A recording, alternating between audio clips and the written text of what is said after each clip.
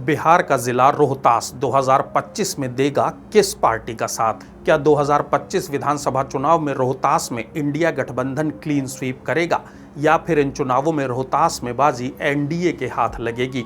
हर seat अहम है और जैसे जैसे चुनाव करीब आ रहे हैं मुकाबला भी बेहद कड़ा होता जा रहा है। ग्रीन स्क्रीन की टीम लोगों के बीच लगातार बनी हुई है। हमारी टीम ने रोहतास में रहने वाले 2500 से ज्यादा लोगों से बात की, लोगों का मन टटोला और ये जानने की कोशिश की कि इस बार हवा किस तरफ बह रही है। लोगों से सवाल पूछा कि इस बार किस पार्टी को वोट देंगे। विकल्प दिए गए तेजस्वी यादव, नीतीश कुमार या फिर प्रशांत किशोर। लोगों ने जो बताया वो भी आपको बताएंगे, लेकिन उससे पहले हमारे चैनल को सब्सक्राइब कर लीजिए। लोगों से बातचीत के आधार पर जो पता लगा उसके मुताबिक रोहतास जिले की 7 में से 2 सीट इस बार इंडिया गठबंधन को नुकसान दे सकती हैं। बात करें चेनारी विधानसभा सीट की तो ये रोहतास की सुरक्षित सीट है।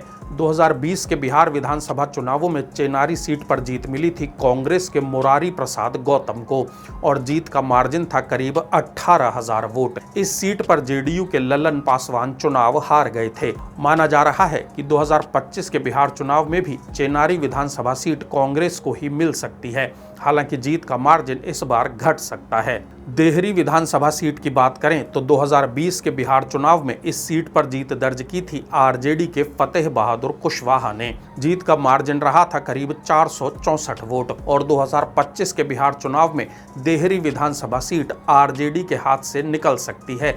इस सीट पर जीत बीजेपी की हो सकती है। बात करें काराकाट विधानसभा सीट की तो काराकाट में 2020 में जीत दर्ज की थी भाकपा माले लिबरेशन के अरुण कुशवाहा ने। अरुण कुशवाहा को 18,000 से ज्यादा वोट के अंतर से बड़ी जीत मिली थी। दूसरे नंबर पर रहे थे बीजेपी के राजेश्वर राज। लोगों के मुताबिक 2025 के बिहार चुनावों में भी काराकाट विधानसभा सीट पर भाकपा माले लिबरेशन की ही जीत हो सकती है। बात करें नोखा विधानसभा सीट की तो इस सीट पर विधायक हैं आरजेडी की अनीता देवी। अनीता देवी ने 2020 के चुनावों में 17,000 से ज्यादा वोट से जीत दर्ज की थी और 2025 के बिहार विधानसभा चुनावों में भी नोखा विधानसभा सीट आरजेडी के पास ही रहने का अनुमान है। दिनारा विधानसभा सीट की बात करें तो इस सीट पर आरजेडी के विजय मंडल को 2020 के बिहार चुनाव में जीत मिली। विजय मंडल ने 8,000 से ज्यादा वोट से जीत दर्ज की थी। दूसरे नंबर पर रही थी लोक जनशक्ति पार्टी। माना जा रहा है कि 2025 के बिहार चुनाव में भी दिनारा सीट पर आरजेडी की ही जीत हो सकती है। कारगहर विधानसभा सीट की बात करें तो 2020 के बिहार चुनाव में इस सीट पर जीत दर्ज की थी कांग्रेस के संतोष कुमार मिश्रा ने। संतोष मिश्रा को 4,000 से ज्यादा वोट से कारगहर सीट पर जीत मिली थी। दूसरे नंबर पर रही थी जेडीयू। 2025 के बिहार विधानसभा चुनावों में कारगहर सीट पर उलटफेर होने की संभावना है। कारगहर विधानसभा सीट जेडीयू के खाते में जा सकती है।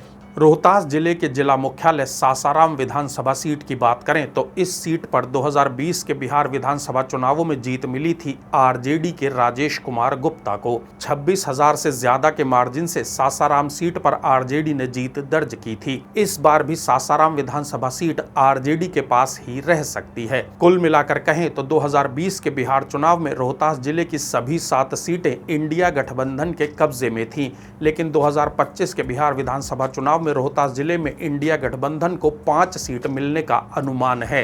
एक सीट ऐसी रहेगी जिस पर मुकाबला बेहद कड़ा होगा।